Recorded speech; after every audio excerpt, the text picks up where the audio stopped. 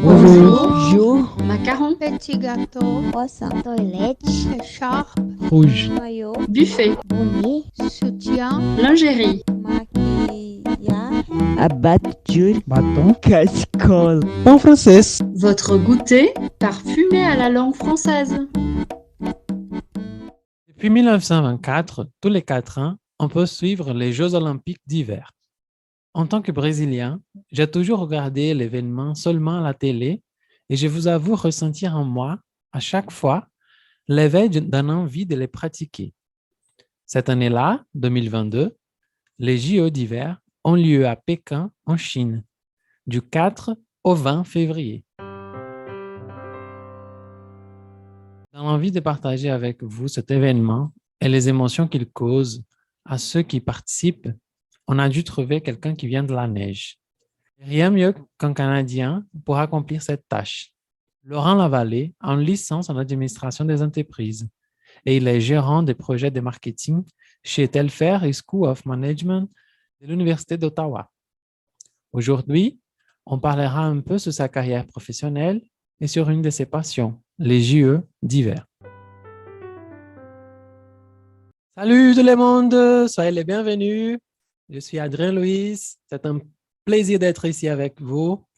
Et aujourd'hui, j'ai la chance d'être en très très bonne compagnie. J'ai à côté de moi Laurent Lavallée. Comment ça va, Laurent? Oui, ça va très bien. Bonjour Adrienne, bonjour tout le monde. Enchanté aussi de faire partie de votre écoute aujourd'hui, que vous soyez au Brésil ou à travers le monde. Moi-même, je suis québécois, canadien, puis ça me fait vraiment plaisir de faire partie des vôtres aujourd'hui. Ah, parfait, hein. Bon, déjà, un grand merci d'avoir accepté notre invitation. Ça fait plaisir. En fait, tu es le premier Canadien avec qui on va parler dans notre podcast. Et je pense que ça nous manquait même. Euh, et je pense que c'est la meilleure occasion parce que là, on va parler des Jeux d'hiver. Quand j'ai vu que ça, ça se passerait cette année, j'ai dit non, il faut que je parle avec un Canadien parce que la neige, on pense directement au Canada, quoi, je pense. Exactement, c'est la meilleure journée aujourd'hui. Il fait -20, ressenti -25. Donc, ouais, sûrement très, très froid pendant que vous êtes en plein été au Brésil. Oui, voilà. En fait, ici, en ce moment, dans ma ville, j'habite dans une ville qui s'appelle Belo Horizonte. En français, c'est comme Beau Horizon. Oui. Euh, et ici, il fait pas ni très, parfois il fait très chaud, mais pas très, très, vraiment très chaud comme d'autres régions au Brésil, et ni très froid. C'est plus agréable. Maintenant, il fait 22, par exemple. Il pleut parfois, donc c'est très agréable. Mais 22 pour nous, c'est déjà un peu froid. Bon, normalement, Laurent, j'ai déjà commencé en parlant des choses, mais normalement, on pose une toute première question à tout le monde, que c'est, Laurent, qui es-tu à la queue de la boulangerie? Oui. C'est une bonne question. En fait, comment je peux me présenter? C'est ça, je suis gestionnaire de projet à l'école de gestion Telfer, qui est affiliée à l'Université d'Ottawa. Bien sûr, c'est notre faculté d'administration. Dans une file d'attente à la boulangerie, d'habitude, je suis assez tranquille. Je me fais pas valoir plus qu'il faut. Par contre, si j'avais un petit peu à parler, excuse-moi. Donc, tu es né au Québec. Oui, exactement. Je viens de la région de Montréal, puis depuis 7 ans, j'habite la région d'Ottawa, donc la capitale du Canada. Donc, c'est ça. C'est pour tout le monde qui se demande pourquoi on bouge. Peut-être, on connaît beaucoup Montréal comme une métropole active. Ottawa, c'est plus la politique. Mais pour moi, c'était pour suivre l'amour. Donc, j'ai simplement rejoint ma copine qui habitait dans la région il y a 6 ans. Puis c'est pour ça que je me retrouve ici. Oui, c'est beau, hein? Et bon, l'objectif aujourd'hui, c'est parler un peu des Jeux olympiques d'hiver, hein. Mais avant, bon, on aimerait te connaître un petit peu plus. J'ai vu que tu es gérant des projets de marketing. Et qu'est-ce qui fait un gérant des projets de marketing? En fait, c'est un nom très beau, je pense, très complexe. Et quel est le but? Quel est le vrai métier? Qu'est-ce que tu fais, en fait? Oui, en fait, c'est ça. Moi, mon but principal, c'est que les opérations marketing à la faculté de Telford soient simplement smooth, comme on dit, ou Le but, c'est simplement de m'assurer que tous les projets vont de l'avant. On utilise des méthodologies aussi de gestion du style agile ou encore Scrum, donc simplement pour faire passer les projets d'une façon qui est beaucoup plus continue. Donc toujours passer d'un à l'autre là, en parallèle. Donc, c'est un peu ça. Moi, c'est de jongler avec tous les projets qu'on a à l'école de gestion de Telfer, puis les amener à bon port. Donc, c'est dans mes capacités personnelles, je suis quelqu'un de très organisé. Je peux parler aussi différents langages. Donc, je peux autant travailler avec un développeur euh, qu'un graphiste pour mettre de l'avant les idées. C'est pas moi le plus créatif de l'équipe, mais je suis capable de mettre ensemble toutes les idées pour que ça paraisse bien, qu'on ait des campagnes complètes là, pour mettre de l'avant nos différents programmes à l'Université d'Ottawa, qui est une université bilingue aussi, donc autant des cours français qu'anglais. Pour la communauté internationale qui joue à nous, souvent on nous pose la question où étudier en français, mais il n'y a pas juste au Québec, il y a aussi à l'Université d'Ottawa où on va pouvoir étudier en français. Ah, c'est parfait. Oui, j'ai vu que l'Université d'Ottawa, elle a un vrai projet d'être bilingue, hein, de prendre cette route bilingue, d'être une université bilingue. Hein. Oui, avant toute chose, c'était une université francophone qui c'est justement pour s'adapter dans le marché pour l'expansion en offrant aussi des cours en anglais, mais de garder cette proximité-là aussi à Ottawa, c'est dans la région de la province de l'Ontario au Canada.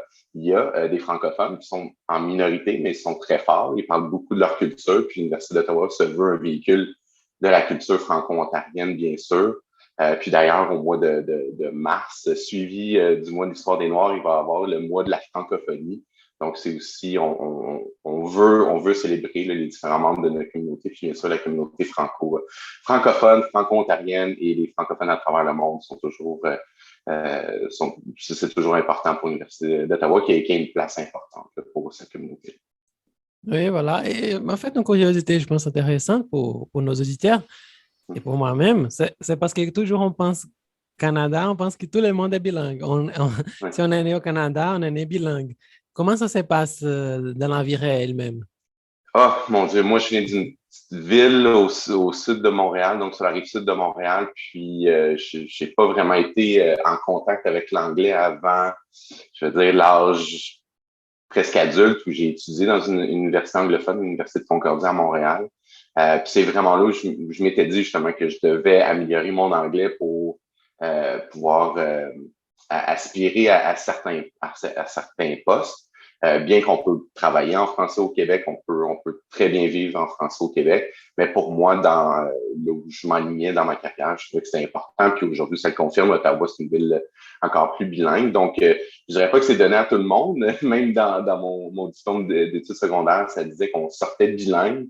Mais avec les cours qu'on a eus, je suis pas prêt à dire, surtout, c'est sûr qu'il y a une réforme depuis ce temps-là, mais ayant grandi dans les années 90-2000, on mettait pas vraiment de l'avant parler l'anglais en classe, c'était plus de la lecture, de l'écriture. Donc, quand venait le temps des présentations orales, je me rappelle de sûrement l'ensemble de mes collègues figeaient un peu sur place. Donc, je dirais que pour apprendre l'anglais au Québec, il faut s'initier, faut aller dans les environnements plus anglophones. C'est un petit peu difficile à travers le système scolaire.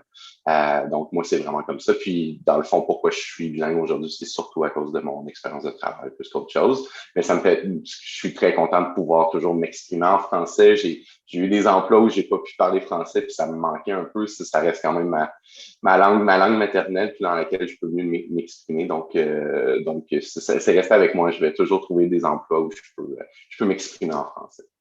Ah oui, voilà. Donc, il faut chercher l'anglais. C'est pas... Parce que je pense qu'il y a même cette pensée, même qu'on pense qu'on est né au Canada, on va parler automatiquement anglais et français à la maison avec, avec Non, nos c'est ça. parents, voilà. Non, il y a des pays européens qui ont un taux de bilinguisme beaucoup plus élevé. Là, on peut penser en Suède, presque tout le monde peut entretenir des conversations anglaises très bien. Donc je sais pas où on se situe sur l'échiquier mondial. On est peut-être dans le top tiers, mais je dirais pas que on ne naît pas bilingue comme partout ailleurs. Oui, voilà. Donc, je pense que le contraire, c'est la même chose. Hein. Ceux qui sont nés dans les parties où ils parlent anglais comme langue maternelle, il faut chercher le français hein, parce qu'on ne va pas apprendre automatiquement. Exact, ouais. Ouais, voilà. Euh, bon, et j'ai vu dans ton CV que tu as des compétences de résolution des conflits.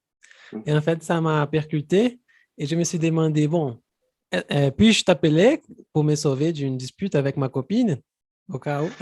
Écoute, tu peux m'appeler à tout moment. Je peux tendre l'oreille, mais vraiment, c'est une espèce d'humour un peu que j'utilise dans mon CV. C'est simplement pour dire que qu'au-dessus, au-dessus de mes compétences professionnelles, je suis toujours en mode solution. Je veux en apprendre davantage pour jamais avoir à dire non. Quand j'ai des clients ou des collègues qui veulent de mon aide, je veux comprendre les situations puis toujours être en mode solution et non pas en mode problème. Donc, c'est une petite façon de m'introduire. J'aime aussi dire que je suis le maître des tâches connexes. Donc, simplement tout ce qui est rapport à tout ce qu'on a besoin pour arriver à la fin d'un projet, je veux trouver soit la ressource ou par moi-même la solution. Donc, c'est un peu ça. Mais je pense quand même être un bon confident quand les gens ont des problèmes personnels. Ouais. Mais je vais pas, je vais pas me donner un titre autre que juste un bon ami pour les gens qui m'entourent. Ah, ça c'est parfait, hein. Et, mais est-ce qu'il y a quelques techniques, par exemple, quand il y a deux personnes dans ton environnement de travail qui se battent là, et qu'est-ce que tu fais? Tu écoutes les deux, tu essaies de trouver le trou pour qu'elles puissent... Oui, Comment? ben, il y a une méthode de résolution de conflit qui c'est simplement basée sur le fait que tout le monde, le terme anglais, c'est what's in it for me. Donc, tout le monde cherche un peu à gagner, euh, à gagner son point. Quand moi, en bout de ligne, qu'on gagne ou Ah pas ben le non. point, ça n'a pas d'importance. Le but, c'est de pouvoir avancer. Donc, c'est ça, c'est de laisser tomber un peu l'ego. Puis, c'est quelque chose que je dois apprendre aussi à composer. Mais c'est un peu ça, c'est de comprendre les deux points de vue puis arriver à une situation. Un consensus, ça ne veut pas dire que tout le monde gagne. Un consensus, c'est que tout le monde peut se satisfaire de cette solution-là. Donc, c'est ça. Des fois, il faut apprendre à lâcher le morceau, puis ça prend juste une petite partie externe, un médiateur, si on veut, pour y arriver. Ah oui, voilà. Un sacré boulot, je crois. Et bon, en ce qui concerne la neige, là, Oui. quelle est ta relation avec? C'est une relation sûrement pas partagée par tous les Canadiens. Pour moi, l'hiver, c'est pas ma saison préférée. Je vais le dire tout de suite, là, ça peut choquer certaines personnes où tout le monde aime l'hiver. Ça reste froid, ça reste que c'est beaucoup d'énergie aussi qu'on gaspille pour se réchauffer. Donc, pour moi, la neige aussi, on va parler des Jeux olympiques d'hiver. Mes sports se pratiquent surtout l'été. Donc, c'est sûr qu'on arrive à l'hiver, je me sens un peu hiberné, privé de certaines activités extérieures. Oui. Mais ça reste quand même qu'en termes de beauté, ça donne un paysage absolument magnifique un petit peu partout au Canada. Donc, ici, je suis près d'une rivière aussi, je trouve que ça donne un effet différent. Puis aussi cette espèce de solidarité-là où on sort quand même dehors, il y a quand même des activités extérieures. Puis je trouve simplement, je trouve que c'est ça, au Canada, ça nous donne un petit peu une identité qui est tout à fait différente. Mais pour moi, si j'avais à choisir, je serais peut-être né en Californie. Je dis ça de même, c'est pas contre ma patrie, c'est simplement que je préfère définitivement des températures un petit peu plus clémentes. Mais en même temps, tu vois, le Brésil, c'est trop chaud. Ça prend un équilibre, ça prend un équilibre. Donc, mais somme toute, une fois qu'elle est déneigée de l'entrée pour sortir, c'est correct, je suis apaisé, la neige me dérange plus. Oui. Ah non, mais c'est bon de t'entendre parler ça parce que moi, je me disais tout le temps, quand je voyais, par exemple, les jeux d'hiver, et je disais, mais comment ici, quand c'est l'hiver, il fait pas trop, le maximum, le record de température ici à Belo Horizonte, dans notre ville, a été comme vers 2, 3 heures du matin, qu'il a fait 7 degrés. Donc, quand il fait comme 15, 16 degrés ici, moi, j'aime courir. Et je me dis, toujours quand il fait 15, 16, je dis, ah non, aujourd'hui, il fait trop froid, hein, je ne vais pas courir aujourd'hui parce que ça fait froid. Et après, je me suis dit, comment les gens sortent pour faire du sport à la neige? C'est une chose incroyable. Ah, j'en vois, juste dans mon quartier, il y a des gens qui courent, qui font leur jogging matinal, même s'il fait -15, sont super bien habillés, mais ça reste quand même pour moi. Faut tellement s'habiller, mais là, on fait du sport puis on a tellement chaud. Ouais. Fait que tout le monde qui font du ski, tout ça, je leur lève mon chapeau parce que justement, là, c'est un frein d'avoir tellement chaud que tu peux même pas te déshabiller parce que sinon tu vas Ouais. avoir froid. Mais ça reste quand même, ça a permis au Canada de développer une expertise des sports d'hiver. Je pense on est reconnu, puis c'est pour ça qu'en vient le temps des Jeux olympiques, on est un petit peu plus confiant de notre équipe canadienne l'hiver que l'été. Ça n'enlève rien aux athlètes d'été, mais Ouais. le Canada performe généralement un peu mieux l'hiver. Ah, parfait. Et moi j'ai déjà eu une expérience que j'ai fait un échange universitaire en France et j'ai passé l'hiver et je suis allé visiter un ami à une petite ville et il y avait un patinoire, on dit oui, un patinoire des glaces.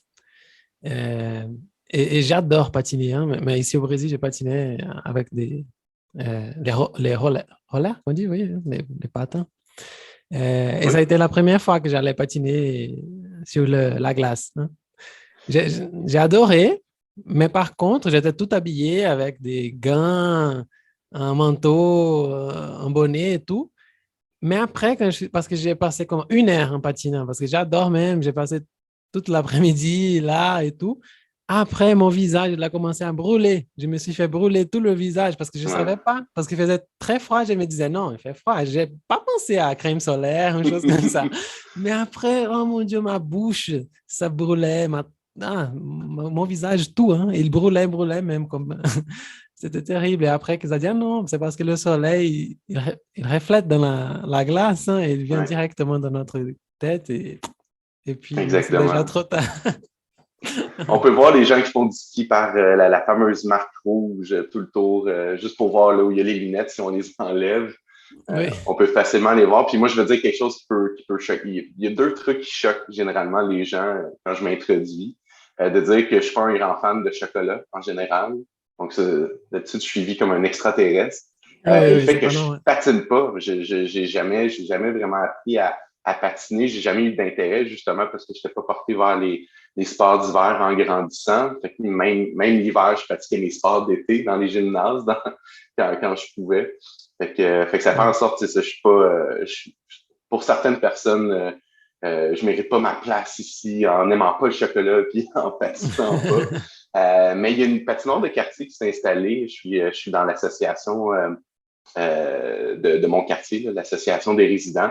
Puis il y a des bénévoles qui se sont mis ensemble pour pouvoir créer une patinoire pour que tout le monde puisse l'utiliser. Donc, quand je parlais de solidarité, c'est un peu ça aussi, même s'il fait froid, il y a des gens qui viennent pour l'arroser.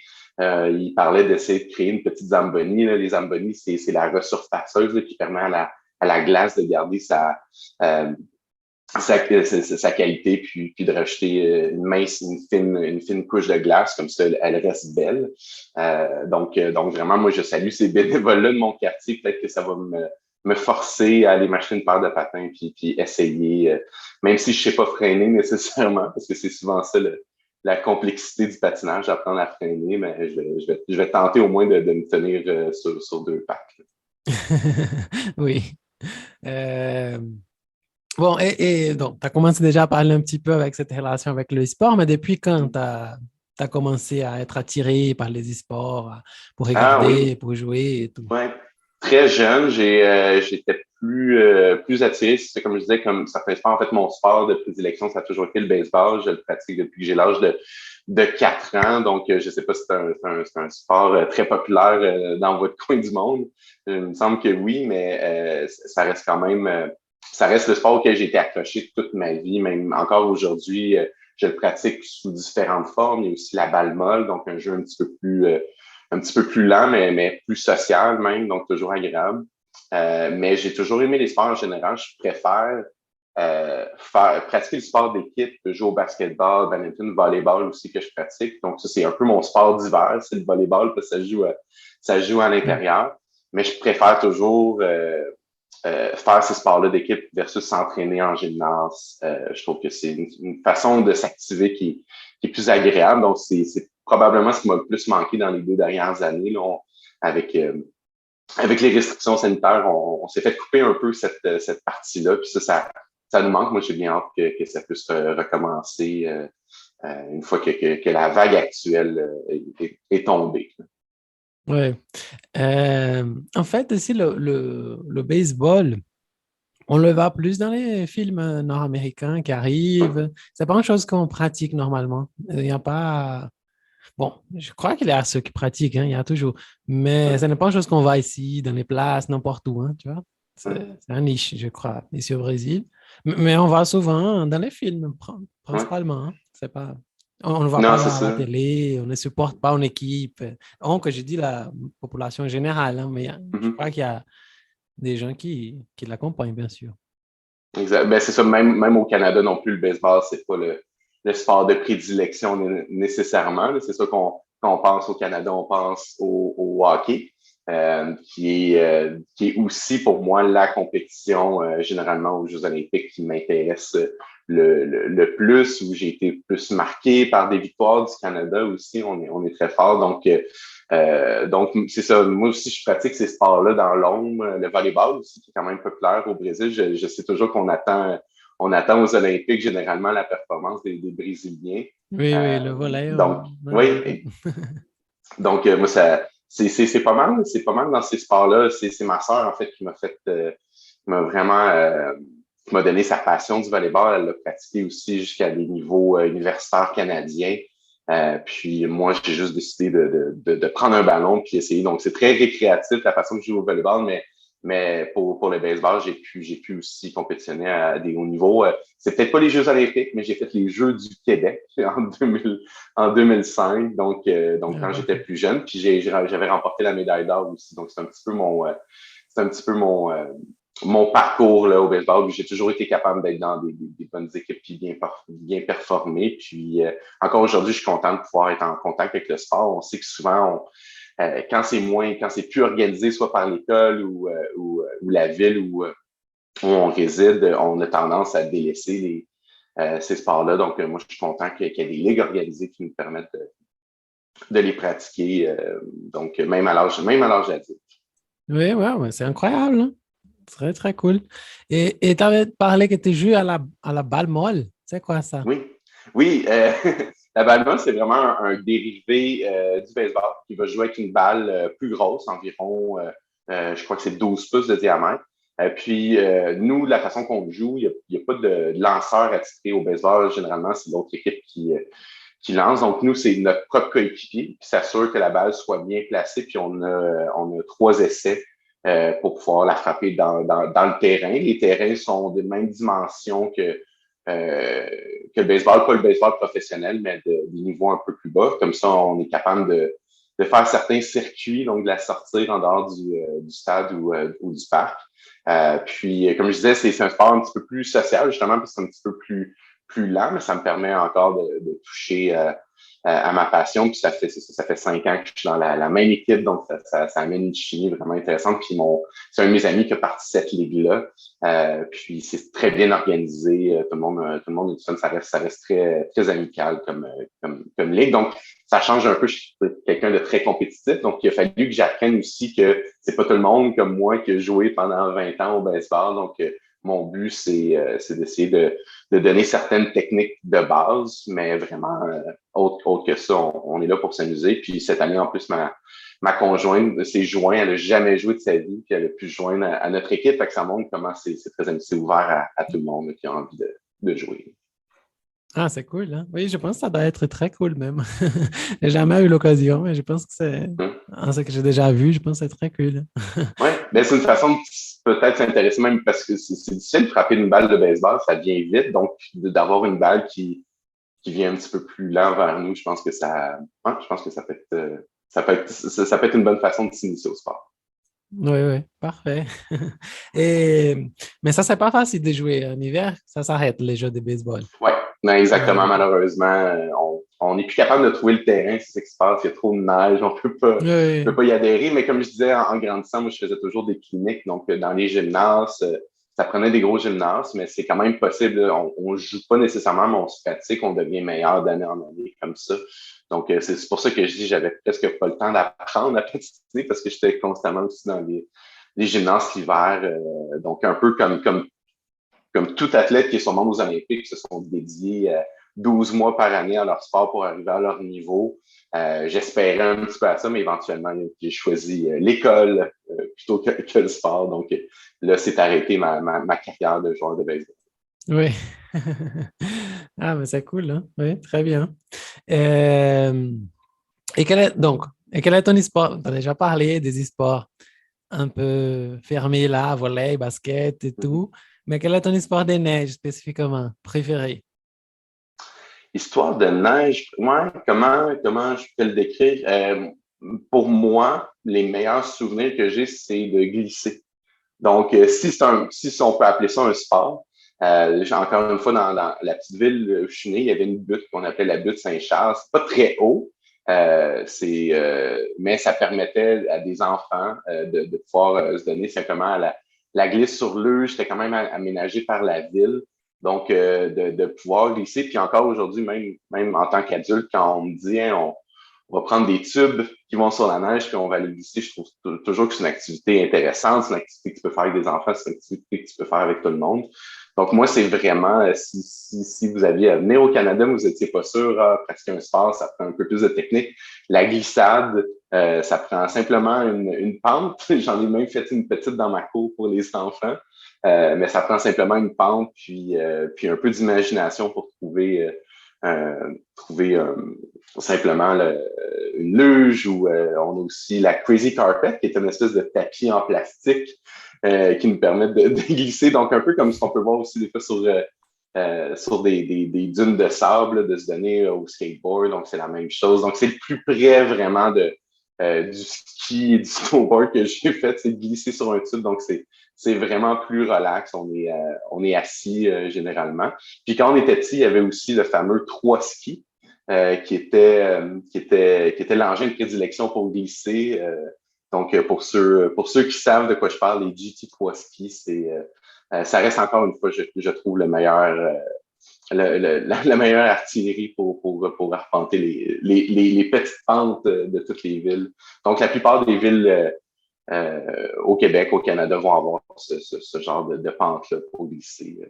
Je pense que c'est parfait, hein, parce que c'est simple, tout le monde peut sortir de la Exact. maison et pratiquer, c'est pas nécessaire de grands espaces et tout. Hein, Exact.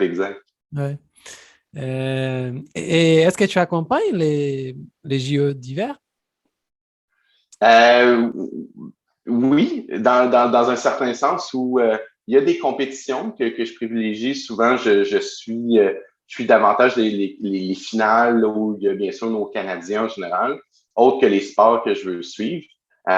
Donc c'est ça, les compétitions de hockey, autant féminines que masculines, pour moi, ça a toujours marqué. Je les ai toujours dans mon calendrier. Je pense que pour moi, ça reste quand même, ça reste la compétition reine des Jeux. Mais sinon, un sport que j'ai découvert, oui. Laquelle? J'ai pas compris. Je pense Le hockey, donc oui, le hockey sur glace. Mais un sport que j'ai vraiment appris à découvrir grâce aux Jeux olympiques, c'est le curling. Encore une fois, c'est le curling. Donc, je pense que je ne connais pas. OK. Dans le fond, c'est un jeu qui se joue sur une surface glacée où on fait glisser des pierres dans une cible qu'on appelle la maison. Puis, à tour de rôle contre l'autre équipe, on essaie de s'assurer d'être au centre. Donc, ça peut s'apparenter un peu à un gros jeu de d'art où on cherche à aller chercher, en fait, à mettre ce qu'on appelle la pierre dans la maison. Puis, justement, en fait, souvent, les gens pensent, vu qu'on est Canadien, on connaît ces sports-là, mais c'est pas des sports qui sont pratiqués largement. Il y a très peu de terrain en fait, c'est souvent joué dans des espèces de granges. Partout où j'ai joué, c'est des centres communautaires qui sont pas au dernier point de la technologie, mais J'ai vraiment apprécié connaître ce sport-là à travers les Jeux olympiques. C'est le fun parce qu'il y a toujours des descriptifs. On nous explique un petit peu plus les stratégies, pourquoi. Donc, pour ce genre de sport-là, un petit peu plus complexe, je trouve ça intéressant que les Jeux olympiques arrivent à démocratiser, à mieux expliquer, puis à mettre en lumière ces athlètes-là. Donc, c'est sûr qu'en dehors des Jeux olympiques, il y a des compétitions de Coupe du monde internationale, puis je trouve qu'on pourrait les suivre davantage. Les Jeux olympiques, c'est une vitrine importante, mais d'être capable aussi de suivre ces compétitions-là. Donc, moi, les Jeux olympiques m'ont fait en sorte que j'ai pu voir aussi le curling dans d'autres tournois reconnus mondialement. Donc, pour ceux qui vont ouvrir la télévision pour voir les Jeux olympiques et le curling, c'est très étrange au début, ça a l'air très lent, mais je me suis quand même attaché à ce sport-là et à nos athlètes canadiens. Ah, c'est cool. Et le curling, c'est celui-là qui balaie la route de... Oui, exact. Oui, exactement. D'accord. Exactement. Puis récemment, en plus, ce que je trouve encore très intéressant, parce que je trouve que les Jeux olympiques doivent s'arrimer à notre société d'aujourd'hui, doivent même des fois faire preuve d'initiative. Il y a maintenant des compétitions mixtes de curling. Donc, ça aussi, je trouve ça intéressant. C'est le genre de sport, justement, qui ne demande pas une force physique différente. C'est vraiment une question de stratégie. Donc, je trouve ça intéressant aussi qu'on intègre de plus en plus de sports mixtes. Donc, puis en plus, ça joue très rapidement parce qu'ils sont juste deux. Donc, d'habitude, ça peut être une équipe de 4. Donc, il va y avoir des balayeurs, ce qu'on appelle un skipper, qui va t'indiquer où travailler. Mais là, il faut que tu fasses les deux en alternance parce que c'est simplement deux. Donc, je trouve que c'est... non, ça montre que malgré tout, parce que j'ai certaines réserves politiques sur les Jeux olympiques, bien sûr, comme tout le monde, des fois, on a un certain malaise de créer des gros parcs. Moi, je pense toujours aux Jeux d'hiver de Sochi où ça fait un gros village olympique qui est maintenant abandonné. On espère que c'est pas ça. Puis je sais que la Chine a fait des efforts parce qu'on utilise les installations qui ont été prises aux derniers Jeux d'été à Pékin. Mais tout ça pour dire quand même que ça... Pour moi, je trouve ça bien quand les Jeux olympiques sont capables de faire certaines initiatives qui sont actuelles. Oui. Ah, ça c'est intéressant parce que je vois ici au Brésil, il y a un manque un manque de sponsors même, d'intérêt public pour les sports qui ne sont pas le football, malheureusement. Ici, le foot, même le foot, parfois, il a plus d'investissement privé que public. Mais les autres, par exemple, on voit des athlètes de haut niveau brésiliens. On a eu des histoires des filles qui étaient des... Comment on appelle ça? J'ai oublié le nom. Gymnastique olympique, on dit ça? Qu'elles vont sauter. Comment ça s'appelle? Gymnastique olympique en portugais? Ouais. Il a un athlète très, très bon qui s'appelait Jade. Elle a même gagné médaille d'or et tout. Et après, ils ont découvert qu'elle ne gagnait même pas un salaire. Donc, c'était un athlète, médaille d'or, qui ne gagnait pas un salaire. C'était un club, en fait, un club de foot qui la sponsorisait, mais que son salaire était en retard, ça faisait plusieurs mois. Donc, c'était une chose bizarre de penser que nous avons... Et ça se passe souvent ici au Brésil, dans l'athlétisme. Il y a pas mal des coureurs ou d'autres qui n'ont pas un salaire, ils doivent travailler, un travail formel, et après s'entraîner. C'est comme ça, c'est une double journée pour être athlète. Pas foot. Volleyball, peut-être. Il gagne bien, pas comme le foot, mais il y a un sponsor plus grand. Mais il y a vraiment un manque dans ces sports qui sont pas très populaires au Brésil. Populaires au sens des télévisés, qui ne sont pas très télévisés au Brésil. Donc, ça, c'est très dommage. Et au Canada, comment ça fonctionne? Il y a plus cet intérêt public ou c'est un peu pareil ici avec le... C'est quand même similaire dans le sens où il y a certains sports qui ont beaucoup, beaucoup plus d'attention. On parlait du hockey, puis même cette année, il n'y aura pas la participation des joueurs de la Ligue nationale de hockey. Puis ça peut être une bonne chose parce qu'on va découvrir, en fait, pour certains, on va découvrir des nouveaux joueurs pour nous représenter. D'autres, c'est des anciens joueurs ont quitté la Ligue puis qui reviennent. Mais il y a aussi beaucoup cette attention-là vers des sports principaux là, où on gagne, là, où on est compétitif. Mais ça reste quand même que c'est pas des grosses bourses qui sont données. Là. Je crois que c'est quelque chose comme 20 000 si on a une médaille d'or. J'accepterais 20 000 demain matin, mais c'est simplement pour dire que dans combien ça coûte s'entraîner, tout ça, là, c'est pas ça qui permet aux athlètes de s'entraîner 12 mois par année parce qu'il faut ensuite que tu la gagnes, cette médaille-là. Puis il y a beaucoup de gens qui sont après ce gain-là. Donc, il y a certains sports qui sont pas aussi bien subventionnés. Puis, ça prend aussi la participation du privé, bien sûr, des commandites, etc. Mais c'est sûr qu'il y a des sports qui mériteraient être des athlètes et des sports qui mériteraient être plus connus, mais c'est ça, c'est de l'argent qui est divisé, qui est pas multiplié. Mais il y a quand même une participation là, j'allais dire le gouvernement, c'est à travers le gouvernement, mais c'est à travers aussi les équipes Canada pour s'assurer que tous les athlètes puissent aller aux Jeux olympiques. Mais encore une fois, quand c'est des sports amateurs, c'est ce qui est bien aussi des Jeux olympiques, c'est fait pour le sport amateur, c'est fait pour les sports où généralement on gagne des bourses. Donc, c'est pour ça que à part pour le hockey où c'est une question de niveau de compétition, c'est sûr que c'est difficile de voir des athlètes professionnels aux Jeux olympiques parce qu'on sait qu'ils gagnent très bien leur vie, puis c'est pas nécessairement cette vitrine-là qu'ils ont besoin. Donc, c'est pour ça que autant qu'on a besoin des Jeux olympiques, je trouve qu'il faut mettre l'attention aussi sur d'autres compétitions mondiales où ces athlètes-là performent aussi bien. Les Olympiques, c'est juste c'est un spectacle, mais ça reste que les compétitions, c'est les mêmes règlements. Donc oui, je dirais qu'on n'est pas sorti du bois non plus au Canada par rapport à la place des athlètes en dehors des sports populaires. Oui, et c'est très cool ce que tu as dit parce que, oui, c'est vrai, les Jeux olympiques, c'est comme une vitrine même hein, pour montrer. Parce que pour y arriver, tu dois déjà être très, très, très, très bon. Hein. C'est pas du tout une chose amateur et tout. Hein. Et là, cette chose, parce que tu dois y arriver et tu dois gagner une médaille d'or pour être vu dans cette vitrine. Mais jusqu'à ce moment-là, tu as déjà dépensé plusieurs années. Et si on va assommer l'argent, on va même pas croire, hein, parce que c'est une quantité d'argent énorme hein, qu'on nous demande de cette vie, parce qu'il y a une question d'alimentation, transport, beaucoup de voyages dans les compétitions, comme tu as dit, il y a des compétitions locales, compétitions nationales, compétitions, par exemple, pour championnat nord-américain, de je sais pas quoi, et après, n'est-ce pas, c'est plusieurs compétitions, beaucoup de voyages et tout. Hein. Donc, c'est vraiment... C'est une vitrine importante, hein, mais je pense qu'il faut aller chercher ces athlètes même avant d'arriver à cette vitrine, hein, parce que là, c'est déjà c'est dingue parce que la vitrine, c'est déjà la dernière étape. Hein.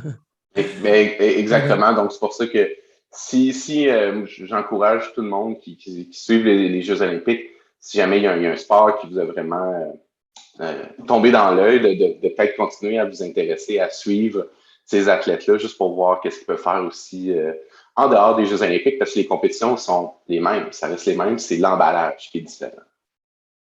Oui, voilà. Oui.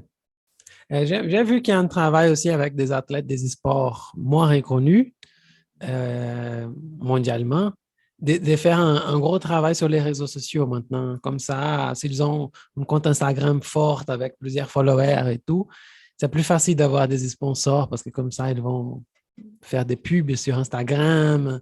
Et donc, c'est une bonne chose, hein, des réseaux sociaux qui ont apporté aux athlètes. Hein.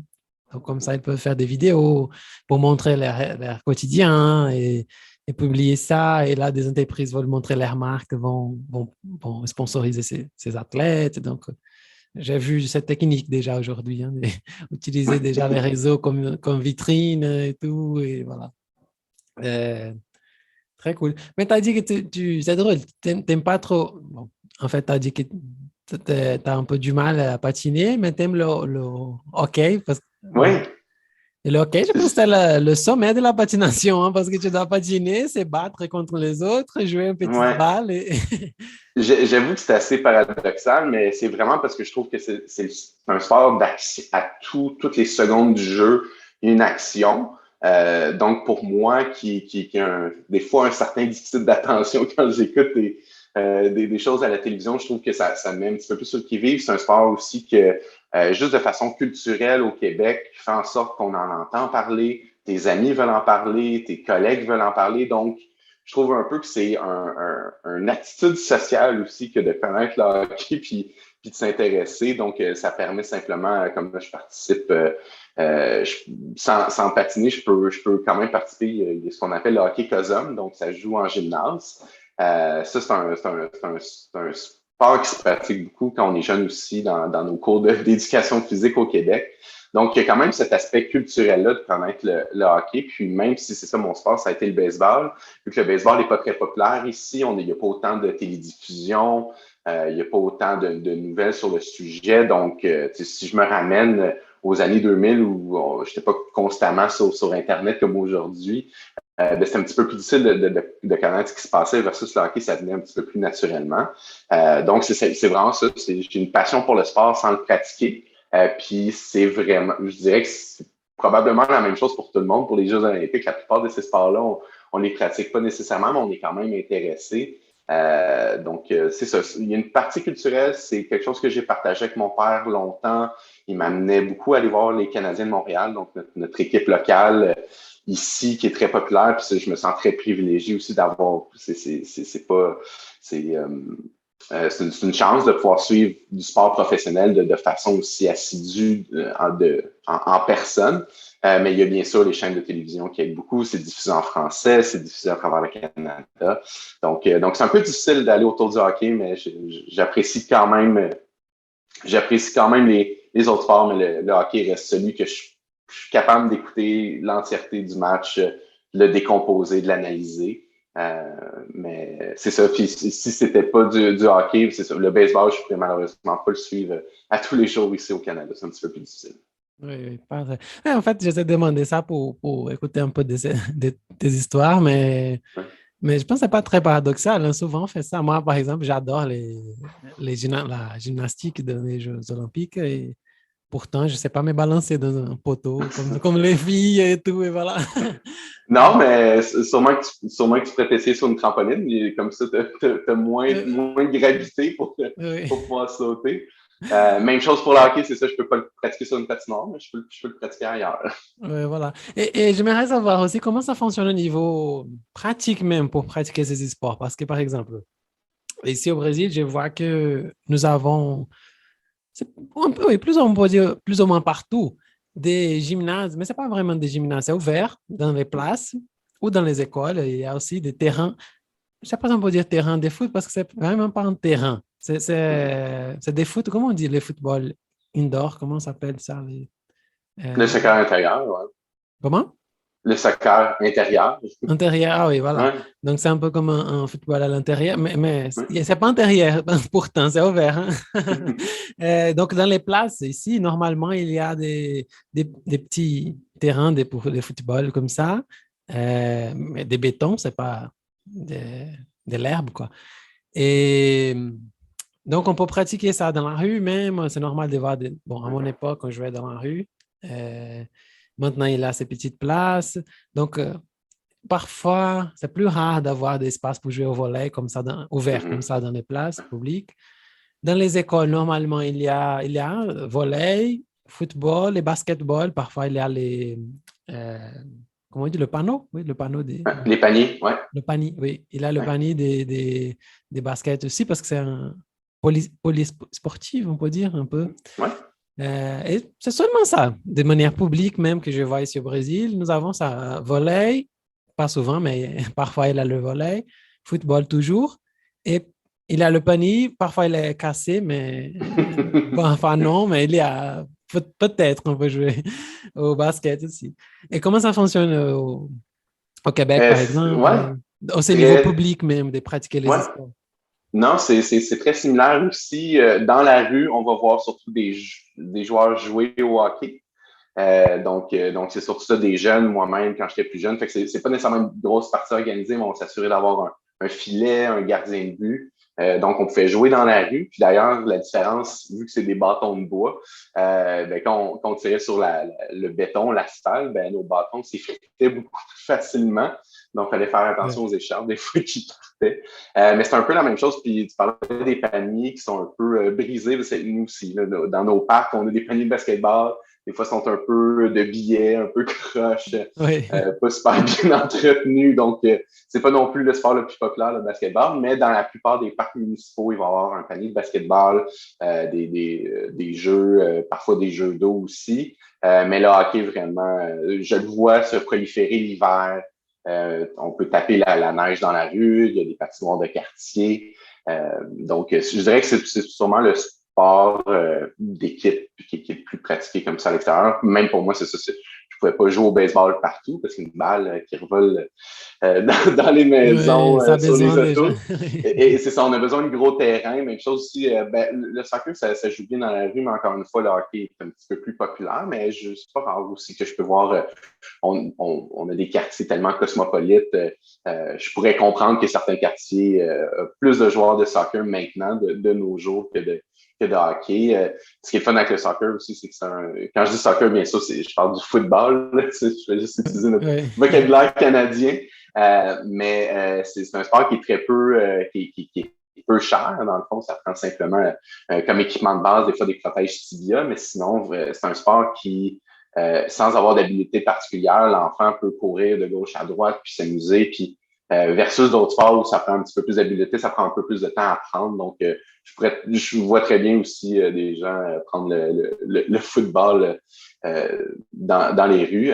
C'est ça. Mais moi, ça a toujours été le hockey dans les rues. Quand j'ai grandi, ayant grandi dans un quartier où il y avait beaucoup de jeunes filles, plus que jeunes gars aussi, jouaient à la marelle, jouaient à la corde à danser, un petit peu plus qu'au hockey parfois. Mais non, c'est quand même des bons souvenirs. Je pense que tout le monde peut partager ce genre d'anecdotes-là soit avec le hockey, le football ou encore le basketball en terrain public. Oui, c'est cool.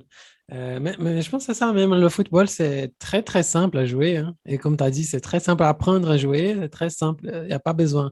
Par exemple, quand j'étais jeune, c'était la balle et 4 tongs qu'on faisait aux pierres. Qu'on faisait les buts, le but avec les tongs ou parfois les pierres même, on mettait comme ça dans la rue. Normalement, on utilisait des tongs à cause des voitures parce que quand c'était des pierres, c'était pas bon pour les voitures qui passaient. Donc, on mettait nos tongs, nos Havaianas là et voilà, on jouait comme ça. Donc, c'était très simple. Un ballon, c'était comme 20 reais. On faisait, chacun donnait un parti, on achetait un ballon et voilà, on jouait. C'est différent d'autres sports qui ont besoin vraiment d'avoir et c'est plus difficile à apprendre et des installations plus il y a besoin importantes. d'installations, tout à fait, voilà. C'est cool. Et oui, cette chose des hockey aussi, je pense que c'est du hockey, je pense que j'ai jamais joué, j'ai jamais eu l'occasion. Je pense que je ne saurais pas jouer. J'allais tomber tout le temps par terre, mais c'est cool même de voir. Hein. J'ai jamais regardé un match, en fait, du début à la fin, mais... Peut-être que les Jeux olympiques, c'est l'occasion. Puis même, je t'encouragerais à voir l'équipe féminine du Canada. C'est une ligue à part dans ce tournoi-là. Mais je trouve ça le fun de donner cette vitrine-là parce que je trouve qu'on a besoin de donner davantage à des sports comme ça qui ont de la misère à obtenir des revenus à cause de la place du sport professionnel, majoritairement, bien sûr, conduit par la population masculine. Donc, de donner la vitrine, de mettre de l'avant aussi ces sports-là, puis de s'assurer qu'il y a des revenus constants. Donc, un partage des revenus peut-être avec la Ligue nationale, c'est ce qu'ils demandent, c'est ce qu'ils aimeraient. Je trouve que ça serait... C'est une bonne façon pour toi de connaître le hockey aussi. Puis, il y a certains règlements différents, mais autre que ça, je trouve que la qualité du jeu est toujours là. Ah, parfait, oui. Oui, je vais regarder, sans doute. Et il y a une chose que j'adore dans les jeux d'hiver, c'est le patinage artistique, où il y a 2 personnes et ils font des... Ouais, j'adore, je trouve très, très beau ça. C'est incroyable. Tout à fait. Puis on a un commentateur sportif de patinage assez exceptionnel à la chaîne publique de Radio-Canada qui vraiment... On est toujours sur le bord de notre siège quand c'est lui qui annonce les différentes performances. Il y a juste un ton de voix parfait, paisible. Il sait monter le ton juste au bon moment. Si on parlait de souvenirs de jeux d'hiver, il y a aussi des annonceurs sportifs qui peuvent nous marquer. Moi, je pense aussi, si on parle du football, les fameux goals qu'on peut Oui, entendre comme ça. On a aussi pendant les Jeux olympiques des gens qui sont attitrés, qui connaissent ces différents sports-là. Je veux dire, ça prend des spécialistes autant de bobsleigh que de patinage artistique, des sports qu'on voit moins. Donc, ça fait partie aussi de l'expérience d'avoir ces commentateurs-là qui sont passionnés et qui nous transmettent leur passion. Ah, c'est cool, hein? Je n'avais pas imaginé ce côté-là, mais c'est vrai, hein? C'est vrai que ça nous marque. Et là, c'est dans le patinage artistique, c'est ce mec-là qui fait les commentaires que tu as dit. C'est dans la radio ou à la télé? C'est à la télévision. À la Par contre, je pourrais très bien le voir aussi. Il y a des diffusions aussi à la radio là, des Jeux olympiques. Là, je ne serais pas surpris que c'est diffusé aux deux endroits en même temps. Parce que de la façon qu'il décrit aussi, on pourrait fermer les yeux puis très bien le comprendre à la télévision. Mais je dois avouer que les Jeux olympiques, pour moi, c'est un événement télévisuel avant radiophonique. Pourtant, j'adore écouter le hockey à la radio. Je trouve qu'il y a un élément intéressant de vraiment décrire. C'est un jeu tellement rapide que d'avoir ce commentateur-là sur le jeu directement, connaître tous les trios, les joueurs, puis d'être capable de le transmettre à la radio, je trouve que c'est un art. Puis ceux qui le font très bien ici au Canada. Je sais pas pour toi si le football, c'est aussi intéressant à la radio, mais pour m'être promené dans certains quartiers de Montréal pendant la Coupe du Monde, autant la radio que la télévision se font entendre, puis les gens semblent autant apprécier le spectacle. Oui. Non, en fait, j'adore aussi parce que souvent, c'est plus, comment je dis, c'est plus... L'émotion qui se passe quand on écoute à la radio, c'est différent hein, parce que c'est beaucoup plus dynamique. Si on regarde le match, parfois, le match, c'est pas très cool. Et le mec, à la radio, c'est incroyable. Il nous fait penser que c'est une bataille, hein, que c'est au Colisée là, et il joue. C'est une chose incroyable. Parfois, si c'est un match très important, je regarde à la télé parce que si j'écoute à la radio, je suis un peu très... comment je peux dire, très surexcité. Tu vois, j'écoute parce que il parle de manière, je dis non, on va perdre, non, on va gagner, ça joue beaucoup avec les émotions quand on écoute la radio. Hein. C'est vraiment spécial. Très d'accord. Très d'accord. Et ici chez nous, c'est cool parce que nous avons nous avions, hein, parce que nous avions deux équipes majeures de foot ici dans ma ville. Il y en a trois, mais la troisième, tout le monde l'aime parce qu'elle est souvent à la deuxième, troisième division, donc elle n'est pas très, très performante, mais elle a une grande histoire, donc elle a cette base historique et tout le monde l'aime un peu. Mais elle a deux équipes majeures qui gagnent souvent. C'est la mienne, vient de gagner le championnat brésilien l'année dernière de foot. Et donc, les deux se disputent beaucoup. La deuxième équipe, maintenant, elle n'est pas très bonne.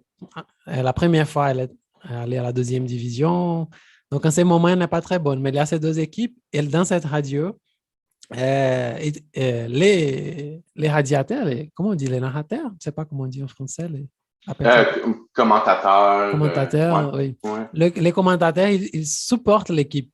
C'est ça que c'est cool. Donc, si le commentateur d'une équipe, il supporte cette équipe. Donc, il va parler avec vraiment cette passion. Hein. C'est pas partial. Non, jamais. Ça, c'est vrai. Puis, je me demandais, moi, parce qu'on l'entend d'un point de vue francophone, puisqu'on a une seule équipe pour l'entièreté du Québec. Donc, c'est facile de ne pas être impartial parce que c'est la seule équipe. Mais quand on représente, tu dis, il y a trois différentes équipes, mais vu que c'est dans des différentes divisions, j'imagine qu'il n'y a pas trop de conflits de ce côté-là. Oui, en ce moment, hein, mais quand même, il y a des conflits parce que ce sont des équipes vraiment qui se disputent souvent. OK. Mais je trouve ça très cool parce que normalement, il y a cette vision plus partielle. Et dans cette radio spécifique-là, non. Ils ont choisi de ne pas être partiels. Donc, ils mettent vraiment les supporters de l'équipe pour parler pendant les matchs. C'est très cool. Hein. C'est très cool d'écouter même. Et cette chose, ça fait vraiment une différence. Hein. J'ai oublié le mot encore, les commentateurs. Voilà. Bon, super. Bon, et pour quelqu'un qui nous écoute là, qui n'a jamais vu la neige, qui aimerait beaucoup essayer les sports d'hiver, Qu'est-ce que tu les conseilles?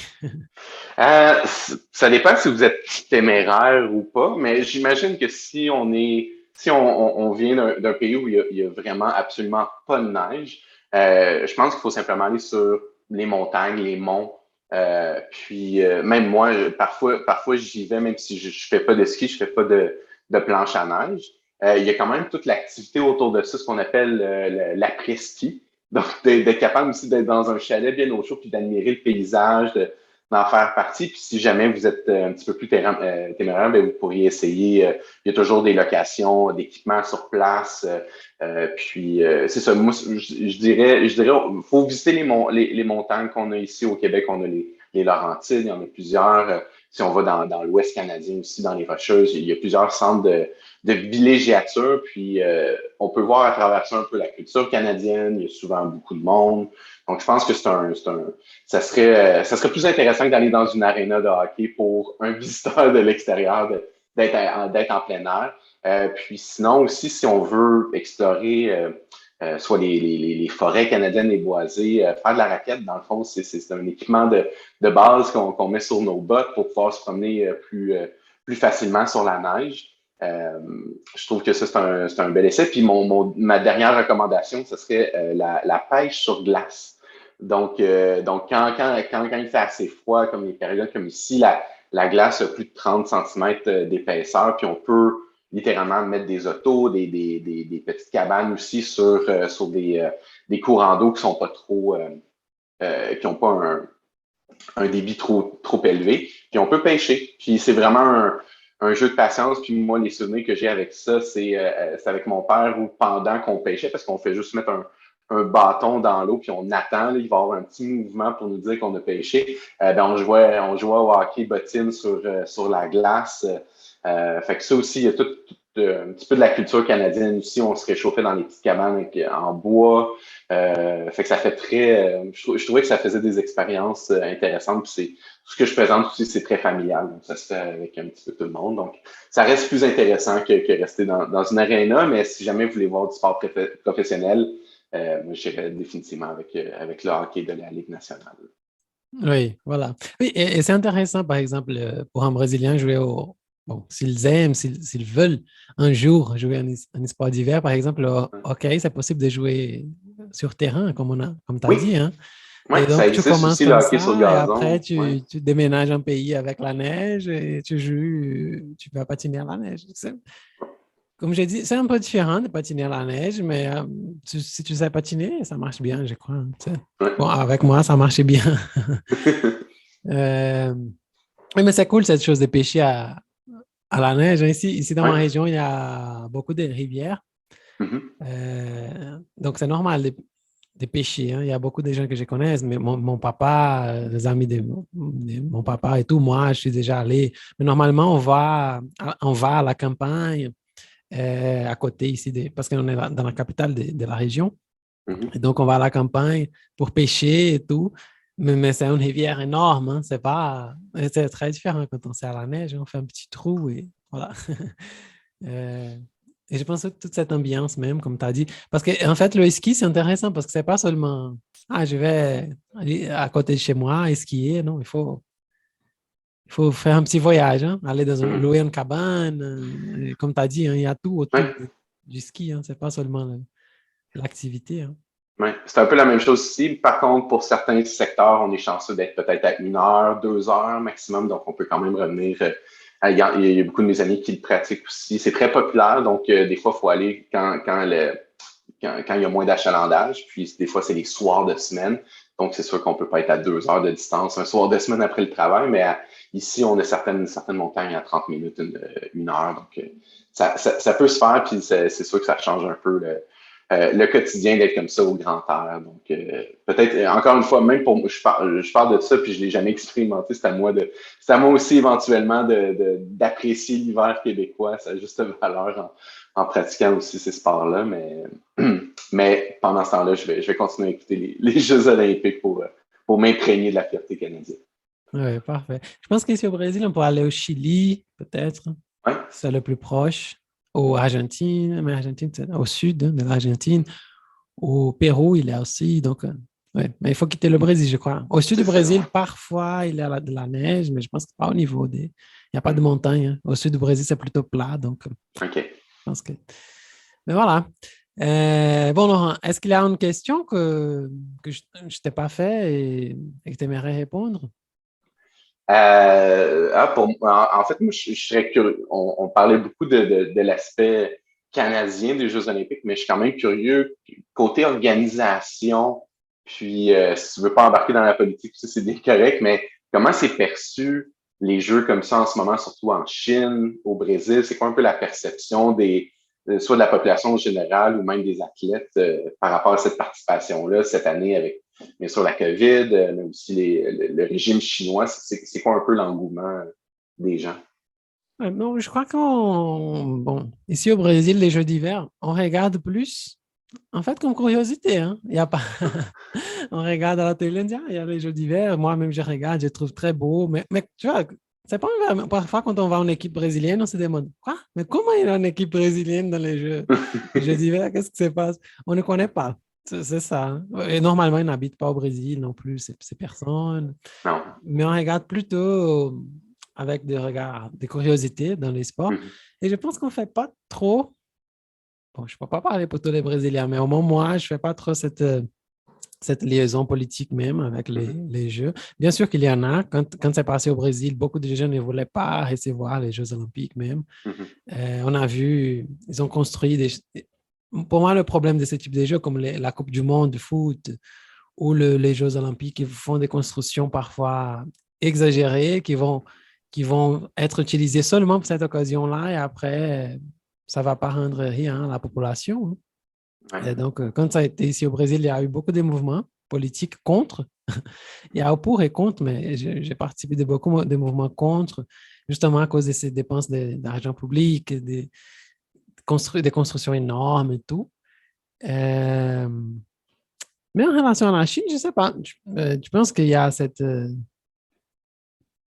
J'ai jamais. Bon, je ne sais pas. Je ne sais pas si la Chine. Je ne sais pas parler comment c'est le gouvernement chinois. Je n'ai jamais parlé avec un Chinois pour. Peut-être que ça serait intéressant d'en Ouais. faire, hein, pour parler comment ça fonctionne vraiment sur place parce que j'ai toujours une puce à l'oreille quand j'entends parler de la Chine parce que c'est la concurrente directe des États-Unis aujourd'hui, hein. Mhm. C'est un pays du tiers-monde qui a réussi à sortir de cette place et à grimper et à forcer cette entrée dans les pays plus riches du monde, hein. Donc, j'ai toujours la puce à l'oreille des informations qui nous arrivent. Euh, Parce que je pense que les puissances mondiales sont aussi cruelles que la Chine, mais on est déjà habitué, tu vois. Donc, on pense que la Chine est la pire, le gouvernement est le pire, mais ce sont les informations qui nous arrivent. Donc, j'ai toujours la puce à l'oreille de voir à quel point c'est vraiment terrible comme ça et à quel point c'est un fake news les autres pays qui sont contre la Chine, évidemment les États-Unis notamment, nous fait penser. Parce qu'ici au Brésil, on est très, très, très influencé par les États-Unis. Très, très même. Toutes les choses qui sont à la mode des États-Unis seront à la mode ici, C'est vrai. pour le bien ou pour le mal. Donc, il y a eu Trump aux États-Unis, on a aimé la mode, on a élu Bolsonaro ici. Donc, je pense que c'est ça que je pense de la Chine. J'ai Ouais. toujours la pousse à l'oreille d'en parler parce que je sais pas, tu vois. En même temps, j'aimerais que le Brésil aurait le courage de faire la même chose parce qu'il a la même puissance que la Chine, une taille énorme, une Mhm. possibilité de se fermer du monde, de continuer à survivre et produire, parce qu'on produit tout ce qu'on a besoin ici. Ouais. Je pense qu'on a cette même puissance de la Chine, mais on ne fait pas. On se laisse dominer, tu vois. Donc, en même temps que je pense que peut-être que ça peut se passer, ce côté terrible du gouvernement chinois et tout, je pense qu'il y a été une stratégie très cool de réussir à sortir de cette domination quand on pense aux divisions internationales du travail, tu vois? Mhm. Je sais pas. Qu'est-ce que tu en penses? J'ai trop Non, parlé. non, non, non, j'étais vraiment curieux de ce côté-là, mais pour revenir aux Jeux olympiques, je trouve ça drôle aussi. Ben, drôle, ça fait plein de sens, mais dans le fond, votre appréhension des Jeux d'été, c'est notre appréhension on sait qu'on va mieux performer l'été que l'hiver que l'été, mais pour vous, c'est complètement le contraire. Donc, mais je trouve ça le fun au moins que ce soit télédiffusé jusqu'à un certain point pour essayer d'attirer des nouveaux sports un peu partout.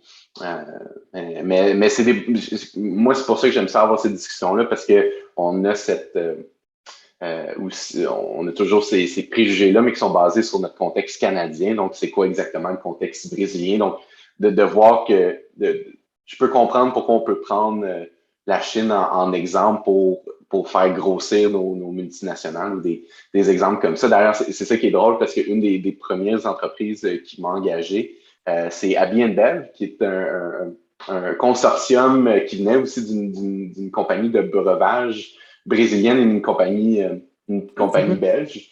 Donc, c'était un peu mon entrée où je sais qu'il y avait des pratiques qui étaient empruntées de l'exemple brésilien. Puis ça m'a appris, moi, aussi à développer un peu ma curiosité par rapport au Brésil.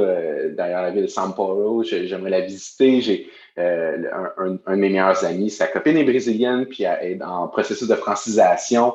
Puis on est capable aussi de parler justement de la réalité au Brésil. Donc, c'est comme ça aussi que quand j'avais été invité pour le podcast, je suis dans tous les pays d'Amérique du Sud, s'il y en a un que j'ai un intérêt un peu plus poussé, c'est le Brésil, même si je ne l'ai pas encore visité. Le plus près que j'ai été en contact avec, je dirais, la culture portugaise, c'était au Portugal, puis on sait que c'est complètement différent. Donc moi, c'était un peu ça. Je suis toujours curieux de savoir, connaître un petit peu par rapport à la réalité de chaque pays, comment c'est perçu. Puis je peux comprendre que c'est totalement différent parce qu'on n'a pas les mêmes engagements sociétals aussi. Oui, oui, tout à fait. Non, et sans doute, pour les Jeux olympiques, pas d'hiver, d'été, on va dire, on est beaucoup plus performant et tout le monde regarde la télé par 24 heures de ça. Non. Quand c'est les Jeux d'hiver, c'est plus contrôlé, c'est plus, oui, voilà, ils nous montrent quelques matchs, quelques jeux, quelques compétitions, mais pas tout. Ce n'est pas télévisé comme les Jeux olympiques d'été. Hein. Et au niveau, oui, bon. Viens au Brésil, hein? Tu peux déjà. On habite Minas Gerais, c'est à côté de São Paulo, c'est au sud-est du Brésil. Au sud-est, il y a Minas Gerais, São Paulo et Rio. Et il y a une autre ville qui s'appelle Espírito Santo. Ce sont les 4 villes du sud-est brésilien. Donc, tu peux venir et tout visiter. Hein? Ouais, je t'invite. Je te reçois bien volontiers ici, chez moi, et tu peux connaître Minas Gerais, après voyager. Bon, tu n'as que venir. Attends, passer cette vague de COVID. Oui, tout à fait. Ouais. Donc, la liste de voyages est très longue depuis 2 ans. Donc, j'ai beaucoup où on va. Moi, c'est une grande partie aussi de ma vie de voyager, d'apprendre. Je suis un voyageur très urbain. J'aime ça aller dans les grandes villes pour m'imprégner d'influences culturelles, juste les gens, juste observer vraiment. J'ai pas d'itinéraire, j'aime ça marcher puis tomber sur des petites perles de chaque pays. Donc, c'est un peu comme ça que je voyage. Puis oui, dans un contexte donné, le Brésil, je trouve que moi, dans tous les pays d'Amérique du Sud, j'ai une petite attirance. Ah non, je pense que tu vas beaucoup aimer. Hein. Et viens peut-être en hiver ou en automne pour ne pas souffrir, hein, parce que si tu viens en été, par exemple, Rio, en ce moment, c'est insupportable. J'ai des amis qui habitent et ils disent non. Même, ils sont brésiliens, ils disent non, c'est insupportable. J'ai des amis qui sont d'ici, des Belo Horizonte, et maintenant habitent à Rio, et ils disent non, je vais mourir, parce que c'est trop chaud. Parce que là-bas, le problème, c'est que c'est chaud et c'est humide en même temps. Donc, la sensation augmente de chaleur. Ici, dans notre ville, quand c'est chaud, c'est sec. Et quand il fait froid, c'est plus humide. Donc, la sensation, c'est pas trop. Définitivement plus intéressé quand c'est chaud et sec, parce que ça peut être très humide, c'est des 30-40 degrés très humides. Mais si tu vas vers juin, juillet, il fait froid. Et il fait froid, j'ai dit 16 degrés, 18 degrés. Ça, c'est mon élément. Voilà. À 16 degrés, je peux être en short, t-shirt, il n'y a pas de problème. Voilà. Donc, tu viens vers juin, juillet. Il y a de très bonnes fêtes. Mais par contre, si tu viens maintenant, février, mars, l'année prochaine, il y aura le carnaval, qui est une chose très, très bon. Je ne sais pas si tu aimes faire la fête comme ça à la rue, mais Oui, bien sûr. le Ouais. carnaval, j'adore, hein. C'est une chose très, très belle. Bon, mais voilà, très, très cool. Bon, malheureusement, on arrive à la fin. Oui. On doit finir un jour. Je vais te laisser faire tes choses là et tout. Euh, et normalement, à la fin, on pose une toute dernière question, hein, que c'est qu'est-ce qui va avec ton pain aujourd'hui? Comment tu vas farcir notre pain français? Ben, j'ai préparé juste quelques petites idées pour vous aider à vous imprégner de la culture québécoise, ou du moins la culture dans laquelle moi j'ai évolué. Puis je voulais introduire en premier un film, mais en fait, c'est une série de films qui s'appelle Les Boys. Puis Les Boys, donc les garçons, si on veut, c'est une équipe de hockey d'une ligue de garage. Donc, les ligues de garage, c'est des ligues organisées par les adultes, mais il n'y a pas vraiment de compétition. Mais dans ces ligues de garage-là, au Québec, les gens c'est comme gagner la Coupe Stanley. C'est aussi important. On est aussi. Donc, c'est une série en fait, c'est une série de films. Il y avait une trilogie de base, puis il y a eu d'autres films qui ont été rajoutés. Puis pourquoi je vous la recommande, c'est simplement parce que c'est aussi du joual. C'est vraiment comment on peut parler dans un Québécois qui n'est pas soigné, qui est juste entre amis, entre chums de boys, comme on dit. Puis quand même bien réalisé, Louis Saillant, qui est un réalisateur qui est très connu pour les comédies, avec lequel moi j'ai grandi dans des séries comme Radio Enfer. Donc, j'ai beaucoup imprégné, puis il y a quand même des bons acteurs comme Rémi Gérard, Marc Messier qui en ont fait partie. Donc, si on veut un peu s'inspirer du hockey, connaître un peu le joueur québécois, sans être un film qui va aux Oscars. Je pense que c'est un film qui peut être apprécié, une comédie appréciée. Je trouvais ça drôle, le lien aussi avec les Jeux olympiques, parce que dans le deuxième film, Les Boys 2, ils vont faire une compétition à Chamonix, en France, qui a été le lieu des premiers Jeux olympiques d'hiver dans les années 1920. Donc, un petit lien avec les Jeux olympiques. C'est cool, En hein? termes de... Oui, oui, Ouais, exactement. c'est cool. Puis c'est très, très léger comme choix. Puis en termes de... Je vais tomber un petit peu plus dans le sérieux pour la lecture, parce que je pense que c'est important aussi de comprendre l'histoire à travers la lecture. C'est peut-être un roman que vous connaissez parce qu'il a été traduit dans plusieurs langues, mais c'est Bonheur d'occasion de Gabriel Roy, qui dépique l'histoire dans un quartier francophone d'Imini à Montréal. Vraiment comment justement on parlait du sujet du pain. Il y a une expression aussi au Québec, né pour un petit pain, où on a tout le temps vu qu'on est un pays qui a été colonisé, puis qu'on a changé de camp, on a toujours cette peur-là du succès, de connaître du succès, de sortir de sa misère. Puis ça dépique vraiment cette réalité-là là, dans le quartier de Saint-Henri, des gens qui veulent simplement arriver à mieux. Donc, moi c'est une lecture qui m'a vraiment marqué quand j'étais plus petit, puis c'est même le roman est devenu vraiment une partie intégrante de notre patrimoine culturel. Donc très intéressante comme lecture, puis on peut un peu voir aussi le Montréal des années 40, l'après-guerre. Donc, très intéressant de ce côté-là. Et tu as parlé d'une expression que vous vous appelez comment, le Québécois? Oui, né pour un petit pain. Donc, Lait pour un petit? né pour un petit pain. Je comprends pas. Dans le fond, c'est le principe d'être né sans sortir de sa classe sociale. Donc Non, mais j'ai un pas peu compris.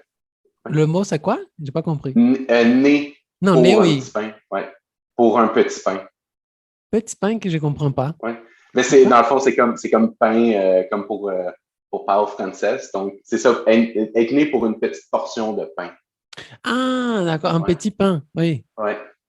Ah, c'est cool. Mais comment ça, pourquoi? D'où vient ce terme même? Je pourrais pas le dire, je pourrais faire une petite recherche et Oui. donner les. Mais dans le fond, en gros, c'est ça que ça veut dire. T'es né pour ce que tu as. T'es pas né pour accomplir davantage,